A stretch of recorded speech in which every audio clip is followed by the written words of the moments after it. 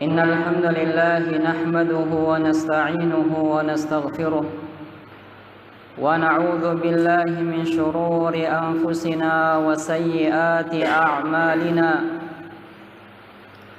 من يهده الله فلا مضل له ومن يضلل فلا هادي له وأشهد أن لا إله إلا الله وحده لا شريك له وأشهد أن محمدًا عبده ورسوله يا أيها الذين آمنوا اتقوا الله حق تقاته ولا تموتن إلا وأنتم مسلمون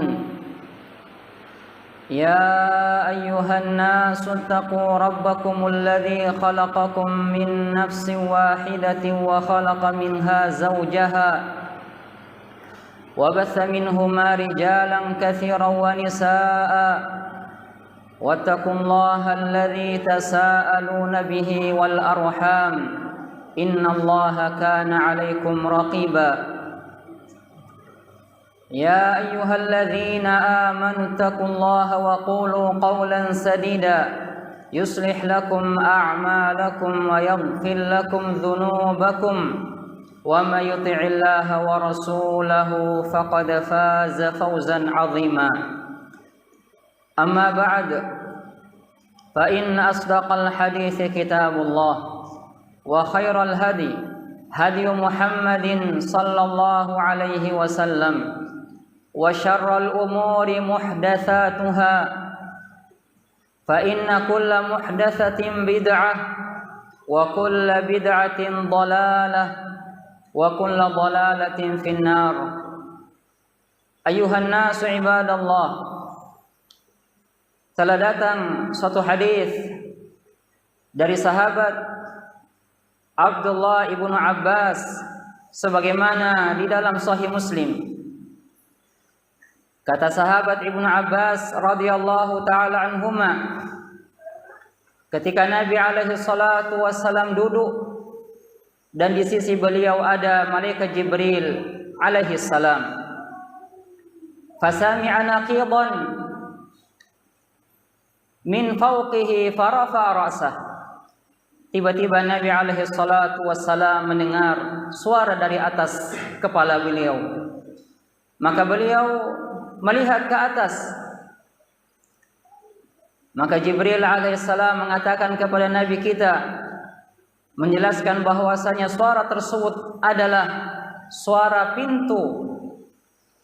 Kata Jibril alaihi salam, "Hadza babun minas sama futihal yaum." Suara tersebut adalah suara pintu, yang dimana pintu tersebut terbuka pada hari ini. Lam yuftah qat illa hadzal yaum. Kata Jibril, bahwasanya pintu tersebut yang berada di atas langit sebelumnya tidak pernah terbuka kecuali hanya pada waktu tersebut. Wa nazala minhu malakan. Bersamaan dengan itu juga turun seorang malaikat ilal ard, ke muka bumi ini. Lalu Jibril mengatakan, lam yanzil qat illa hadzal yaum. Yang dimana malaikat tersebut belum pernah sebelumnya turun ke muka bumi ini kecuali pada saat tersebut. Maka malaikat tersebut setelah menyampaikan salam kepada Nabi alaihi salatu wassalam, maka dia pun berkata, absyir binuraini u'titahuma. Bergembiralah wahai Muhammad, karena Allah telah memberikanmu dua cahaya. Lam yu'tahuma nabiyyun qabalak. Yang dimana cahaya tersebut Allah Ta'ala tidak pernah berikan kepada seorang pun dari nabi-nabi sebelummu. Dan kedua cahaya tersebut maksudnya adalah Fatihatul Kitab wa khawatimu suratil Baqarah. Dua cahaya yang dimaksudkan adalah suratul Fatihah dan dua ayat terakhir dari suratul Baqarah. Sehingga dua cahaya yang dimaksudkan adalah suratul Fatihah, surat Fatihah, dan dua ayat terakhir dari suratul Baqarah. Lalu kata Nabi sallallahu alaihi wasallam, "Walan taqra biharfin minhuma illa u'titahuma." Dan tidaklah seseorang membaca dari suratul Fatihah atau kedua ayat terakhir dari surah Al-Baqarah illa u'titahuma, melainkan akan diberi apa yang mereka baca. Dikarenakan ibadallah, pada ayat tersebut, yaitu dua ayat terakhir dari suratul Baqarah, terdapat padanya permintaan seorang hamba kepada Allah Subhanahu wa taala. Sebagaimana yang akan kita sebutkan pada khutbah yang kedua. Begitu pula pada suratul Fatihah juga terdapat padanya doa, yaitu ketika seseorang minta kepada Allah Subhanahu wa taala hidayah, ihdinas siratal mustaqim. Sehingga kata Nabi alaihi salatu wassalam, tidaklah seseorang membaca doa tersebut yang ada pada surah Al-Fatihah, begitu pula dua ayat terakhir dari suratul Baqarah, melainkan Allah Subhanahu wa taala akan mengkabulkan permintaannya.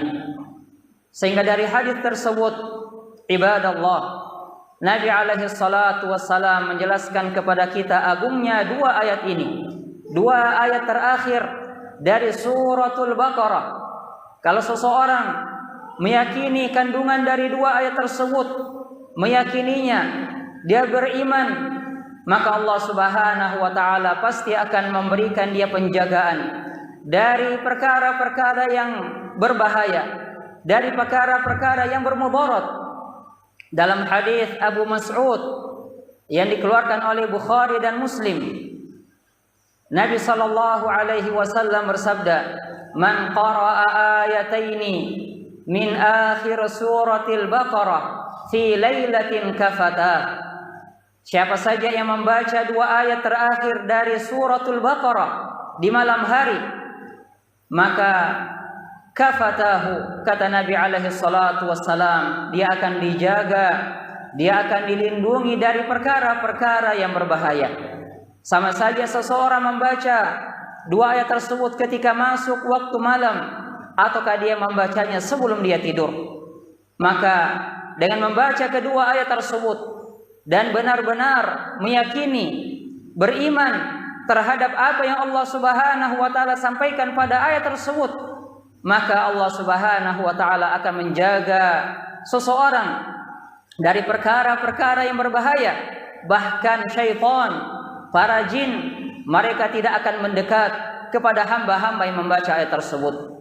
Dalam hadis Nu'man ibnu Bashir, dalam hadis yang hasan, Nabi sallallahu alaihi wa ala alihi wasallam bersabda, "Innallaha kataba kitaban qabla an yakhluqas samawati wal ard bi alfi amin." Sungguh Allah taala telah menulis suatu kitab sebelum menciptakan langit dan bumi dengan jarak 2000 tahun. Lalu apa kata Nabi alaihi salatu wassalam? Nabi alaihi salatu wassalam mengatakan, di antara isi dari kitab yang Allah Ta'ala tulis tersebut sebelum diciptakannya langit dan bumi, Nabi alaihi salatu wassalam katakan, "Wa anzala minhu ayatain khatama bihima surat al-Baqarah." Lalu Allah Ta'ala turunkan dua ayat, yang dimana dua ayat tersebut adalah penutup dari suratul Baqarah. Lalu kata beliau alaihi salatu wassalam, di dalam menjelaskan agungnya dan besarnya kedua ayat ini, Nabi alaihi salatu wassalam mengatakan, "Wala yuqra'ani fi darin thalatha layalin." Tidaklah seseorang membaca dua ayat tersebut di dalam rumah selama 3 hari, fayaqrabuha syaitan, maka rumah tersebut tidak akan didekati oleh syaitan. Sehingga ketika seseorang senantiasa membaca ayat tersebut di rumah-rumahnya, maka Nabi alaihi salatu wassalam mengatakan bahwasanya rumah tersebut tidak akan didekati oleh syaitan, sehingga rumah tersebut akan jauh dari gangguan syaitan.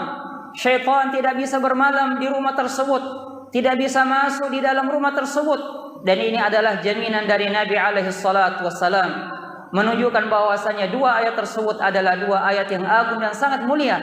sehingga ketika seseorang membacanya, begitu pula dia mengimani dan meyakini isi kandungan dari ayat tersebut, maka Allah Subhanahu wa taala akan melindungi dia dari perkara-perkara yang bahaya.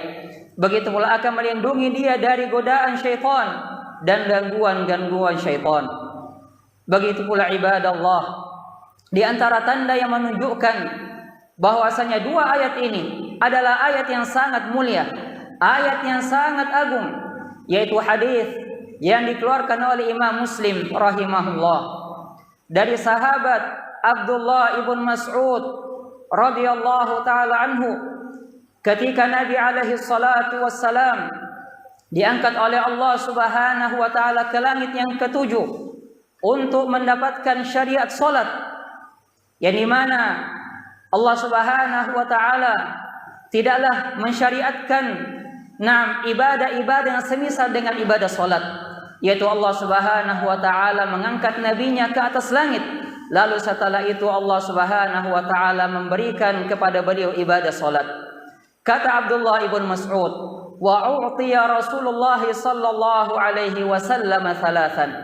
Ketika beliau diangkat ke atas langit, beliau diberikan oleh Allah Subhanahu wa taala 3 perkara. Yang pertama, kata Abdullah ibn Mas'ud, wa u'tiya as-salawatil khams. Rasulullah sallallahu alaihi wasallam mendapatkan kewajiban salat 5 waktu. Kemudian yang kedua, kata Ibnu Mas'ud, wa u'tiya khawatim suratil Baqarah. Dan Nabi alaihi salatu wassalam ketika diangkat ke langit, beliau diberikan 2 ayat terakhir dari suratul Baqarah. Dan yang ketiga, kata Abdullah ibn Mas'ud, wa ghufira liman lam yusyrik billahi min ummatihi syai'an al-muqhimat. Dan Allah Subhanahu wa taala akan mengampuni dari umat ini orang-orang yang tidak pernah menduakan Allah Subhanahu wa taala dengan sesuatu apapun. Sehingga lihatlah ibadallah, Allah Subhanahu wa taala mengkhususkan 2 ayat ini, yang dimana Allah Subhanahu wa taala mengangkat nabinya untuk memberikan kedua ayat tersebut. Sebagaimana dari ibadah-ibadah yang banyak, Allah Subhanahu wa taala mengangkat Nabi kita Muhammad alaihi salatu wassalam ke atas langit, ke langit yang ketujuh untuk menerima ibadah salat, menunjukkan bahwasanya 2 ayat ini ibadallah, ayat yang mulia, ayat yang sangat agung. Terdapat padanya permintaan seorang hamba kepada Rabb-nya, yaitu seseorang minta kepada Allah Subhanahu wa taala kebaikan dunia dan akhirah. Begitu pula di dalam kedua ayat tersebut terdapat kebaikan-kebaikan yang lainnya.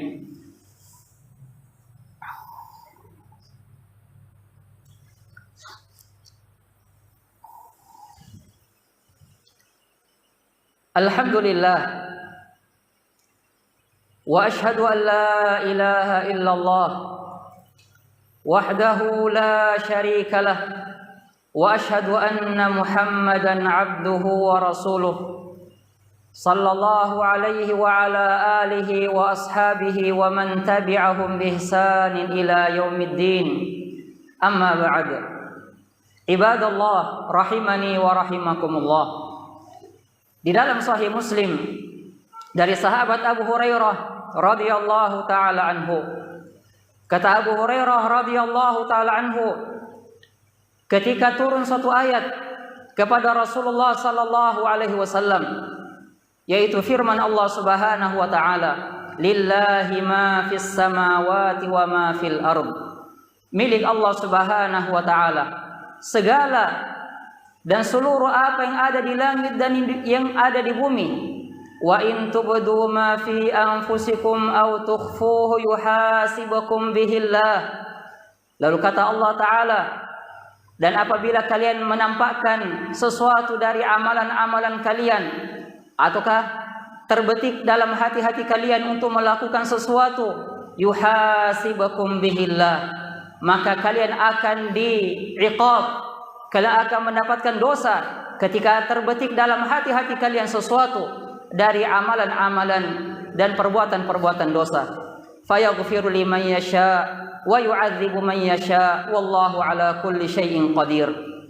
Ketika turun ayat ini ibadallah, maka sahabat-sahabat Nabi alaihi salatu wassalam merasa berat bahwasanya ketika muncul di dalam pikiran seseorang, terbetik di dalam benaknya ingin melakukan kemaksiatan kepada Allah Subhanahu wa taala, maka hal tersebut telah tercatat sebagai suatu dosa di sisi Allah Subhanahu wa taala. Maka para sahabat radhiyallahu taala anhum menganggap ini adalah suatu amalan yang sangat berat. Maka mereka pun mendatangi Rasulullah sallallahu alaihi wasallam, lalu mereka duduk berlutut di hadapan Rasulullah sallallahu alaihi wasallam dan mengatakan, "Ya Rasulullah, kullifna minal a'mali ma nutiq." Wahai Rasulullah, Engkau telah mensyariatkan kepada kita amalan-amalan yang dimana kami mampu untuk melakukannya, baik itu berupa salat, puasa, zakat, bersedekah dan yang lain-lainnya. Wa qad unzilat 'alaika hadhil ayati wa ma nutiquha. Lalu kata para sahabat radhiyallahu taala anhum, namun ketika ayat ini Allah taala turunkan, maka hal ini sangat berat di sisi kami, yaitu terkadang seseorang di dalam hatinya terbetik sesuatu dari perkara-perkara kemaksiatan, namun mereka tidak melakukannya. Tapi ketika telah ada sesuatu dari perkara-perkara dosa yang terbetik dalam benak seseorang, di dalam pikiran seseorang, maka hal itu terhitung dosa di sisi Allah Subhanahu wa taala. Maka Nabi alaihi salatu wassalam menegur para sahabat dengan mengatakan, apakah kalian ingin seperti orang-orang Yahudi dan orang-orang Nasara, di mana mereka mengatakan sami'na wa asaina, kami dengar tapi kami tidak ingin taat kepada Allah taala dan Rasulnya. Maka Nabi sallallahu alaihi wasallam mengatakan kepada para sahabat, qulu sami'na wa ata'na ghufranaka rabbana wa ilaikal masir. Ucapkanlah sami'na wa ata'na, kami mendengar dan kami taat, ghufranaka rabbana, kami mengharapkan ampunan darimu wahai Rabb kami, wa ilaikal masir, dan kepadamulah kami akan dikembalikan. Setelah para sahabat radhiyallahu taala anhum tunduk dan patuh terhadap apa yang disampaikan oleh Rasulullah sallallahu alaihi wasallam, maka Allah Subhanahu wa taala menurunkan ayatnya, amanar rasulu bima unzila ilaihi min rabbih wal mu'minun kullun amana billahi wa malaikatihi wa kutubihi wa rusulihi la nufarriqu baina ahadin min rusulihi wa qalu sami'na wa ata'na ghufranaka rabbana wa ilaikal masir. Setelah para sahabat mengucapkan kalimat tersebut, maka Allah Subhanahu wa taala menghapus ayat yang pertama tadi, yaitu ketika seseorang berniat atau terbetik dalam pikirannya untuk melakukan dosa, lalu dicatat sebagai suatu dosa di sisi Allah Subhanahu wa taala. Allah Subhanahu wa taala telah menghapus syariat tersebut. Allah Subhanahu wa taala menurunkan ayat setelahnya, la yukallifullahu nafsan illa wus'aha. Allah Subhanahu wa taala tidak membebani seseorang kecuali sesuai dengan kemampuannya. Laha ma kasabat wa 'alaiha maktasabat. Allah taala katakan seseorang akan mendapatkan pahala ketika dia melakukan suatu kebaikan, dan dia akan mendapatkan dosa ketika dia melakukan kemaksiatan. Rabbana la tu'akhidna in nasina aw akhtana. Wahai Rabb kami, janganlah Engkau menghukum kami, mengazab kami ketika kami lupa ataukah kami keliru. Lalu Allah Subhanahu wa taala katakan, qad fa'altu, sungguh aku telah melakukannya. Kemudian dalam ayat berikutnya Allah taala katakan, Rabbana wala tahmil alaina isran kama hamaltahu 'alal ladzina min qablina. Wahai Rabb kami, janganlah Engkau bebankan kepada kami syariat-syariat yang berat sebagaimana Engkau telah bebankan kepada umat-umat terdahulu. Lalu Allah taala katakan, qad fa'altu, sungguh aku telah mewujudkannya. Rabbana wala tuhammilna ma la taqata lana bih.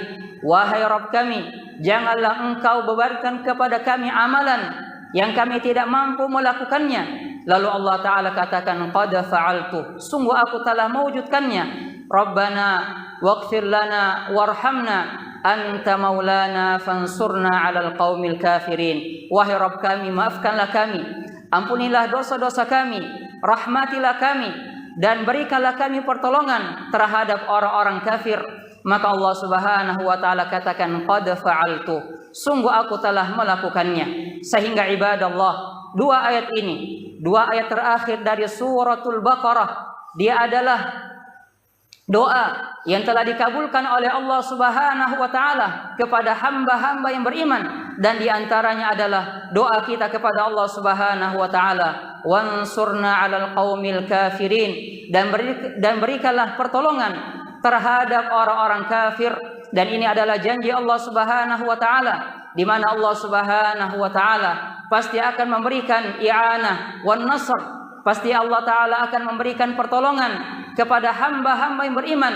Tinggal kita mewujudkan, apakah kita telah mewujudkan pada diri kita keimanan, sehingga Allah Subhanahu wa Ta'ala memberikan pertolongannya dan kemenangannya kepada hamba-hambanya. Sehingga ibadallah, pertolongan dari Allah Subhanahu wa Ta'ala adalah dekat, sehingga kewajiban kita adalah memperbanyak doa kepada Allah Subhanahu wa Ta'ala dan mewujudkan keimanan pada diri kita, agar Allah Subhanahu wa taala memberikan pertolongan dan kemenangan kepada kaum muslimun dimanapun mereka berada. As'alullah taala an yansura al-islam wal muslimin. Allahumma a'izzal islam wal muslimin. Allahumma a'izzal islam wal muslimin. Allahumma a'inna ala dzikrika wa syukrika wa husni ibadatik. Rabbana atina fid dunya hasanah wa fil akhirati hasanah wa qina adzabannar. Walhamdulillahi rabbil alamin.